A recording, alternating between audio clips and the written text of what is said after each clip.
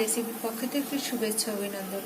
আর এগুলো হচ্ছে ছোট ছোট সয়াবিন। এই সয়াবিনগুলো প্যাকেটেও পাওয়া যায়, আবার খোলাও বাজারে পাওয়া যায়।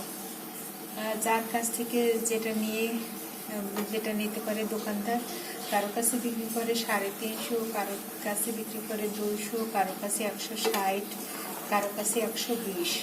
তো আমরা একটু বেশি কিনেছিলাম, ছোটটা কিনেছিলাম। আমি প্রথমে সুন্দর করে ধুয়ে নিয়েছি, ধুয়ে তারপর একদম টকবক করা গরম পানিতে ভিজিয়ে রেখেছি 10 মিনিট। এখন আমি সয়াবিনটা তুলে নিয়েছি এবং সাথে আমি 2টা আলু দিয়েছি, কারণ আলু দিলে খাবারটা ভালো টেস্টি হবে। আমরা আসলে জীবনে কোনোদিন আমাদের আম্মু সয়াবিন রান্না করেনি। এটা মূলত আমাদের শিখিয়েছে আমাদের সাধু সোনামণি। আমাদের সাধু সোনামণির বাসায় রান্না করেছিল, তবে সে খুব খেয়ে মজা পেল। পরে আমাদের বললো তোমরা একটু খাও কিনে। পরে আমরা খেয়ে দেখলাম ভীষণ মজা। যেহেতু আমার আব্বুর পছন্দ, তাই আমি আসলে এই সয়াবিনটা খাওয়া শুরু করলাম। সুন্দর করে আমি তুলে নিয়েছি গরম পানি থেকে। এখন আমি মূল রান্নায় চলে যাব। আলু এবং সয়াবিন সুন্দর করে ধুয়ে নিলাম। এরপর আমি এই যে সুন্দর একটা মরিচ মশলা করে রেখেছি, এটার ভিতরে মরিচ, হলুদের গুঁড়ো, জিরার গুঁড়ো, ধনিয়া গুঁড়া আর পেঁয়াজ রসুন সব কিছু একত্রে আমি ব্লেন্ড করে নিয়েছি, কারণ আমার বাবুসোনা বাজারের গুঁড়ো মরিচ সেটা খেতে চায় না। যার কারণে আমি এভাবে একটা মরিচ মশলা করে নিই এবং এটা দিয়ে রান্না করলে ভীষণ ভীষণ টেস্টি হয় খাবার। বিসমিল্লাহির রহমানির রহিম। সরিষার তেল ঢেলে দিলাম। আর এই সরিষার তেলটা মূলত ঘানির তেল, সুরেশ ঘানি থেকে নিয়ে এসেছি। এরপরে দিব লবণ, প্রয়োজন মতো লবণ দিয়ে দিলাম লাস্টে। এরপরে মরিচ মশলা, সাদা মশলা করা আছে। এই মরিচ মশলাটা দিয়ে যে কোনো তরকারি রান্না করলে গ্রেভি ভালো হয়, খেতে সুস্বাদু লাগে। আর আমি ঝাল ঝাল করে রান্না করলে বেশ গাড়ি ছড়িয়ে দিলাম।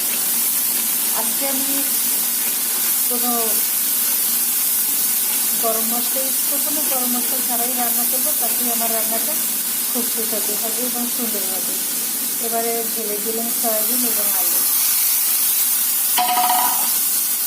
সুন্দর করে কষিয়ে নিতে হবে, তারপর আমি গরম পানি ঢেলে দিব।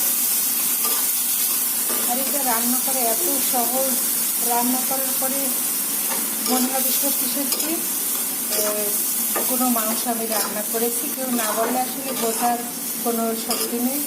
বিভিন্ন হোটেল রেস্তোরাঁ মূলত সয়াবিন দিয়ে থেকে অনেক সময় খাওয়ার পরে মাংসের কোনো স্বাদ লাগে না, গন্ধ লাগে না। এখন তো বুঝি যে আসলে ওরা সয়াবিনটাই ইউজ করে। কত সুন্দর রান্না হয়ে গেছে। আর সয়াবিন রান্না করতে সময় লাগে না, যেহেতু আমি সয়াবিনের ভিতরে একটু আলু দিয়েছি 2টা, যার কারণে একটু সময় লাগছে। জাস্ট 10 মিনিটের ভিতর আমার প্রায় সয়াবিন রান্না করা হয়ে গেল। এবং সয়াবিন খেতে ভীষণ সুস্বাদু। এটা মূলত আমি সয়াবিনটা খাওয়া শিখেছি আমার আব্বুসোনার কাছ থেকে। আব্বুসোনারা খেয়ে আমাদের বললো যে সয়াবিন রান্না করে খেলে ভীষণ ভালো লাগে। মূলত আমার আব্বু খুব খাবার খেতে পছন্দ করে, যার কারণে নিত্য নতুন রান্না করতে হয়। আর আমার আব্বুর জন্য আমি যেটাই রান্না করি সেটাই খুব সুস্বাদু হয়। আর আমার আব্বুকে যদি আমি রান্না করে দিই যে কোনো শাক সবজি, খেতে ভীষণ পছন্দ করে। মূলত আমার আব্বুসোনা আবার গোস্ত থেকে ভীষণ পছন্দ করে। আমার সাধু স্বামী সকাল সবাই আমার হাতে রান্না খেতে পছন্দ করে, তাই আমি চেষ্টা করি তাদের জন্য আনকমন কিছু রান্না করতে।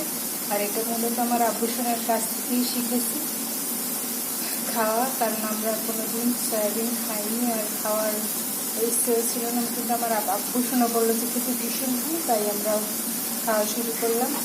দেখুন কত সুন্দর হয়েছে রান্নাটা। এটা রুটি, পরোটা, খিচুড়ি, চারদিকে খুব বৃষ্টি হচ্ছে, মূলত এই খাবারটা খুব ভালো যাবে। আমার রান্না প্রায় হয়ে গেছে। আলহামদুলিল্লাহ, সবাই ভালো থাকেন, সুস্থ থাকেন, আল্লাহ হাফেজ।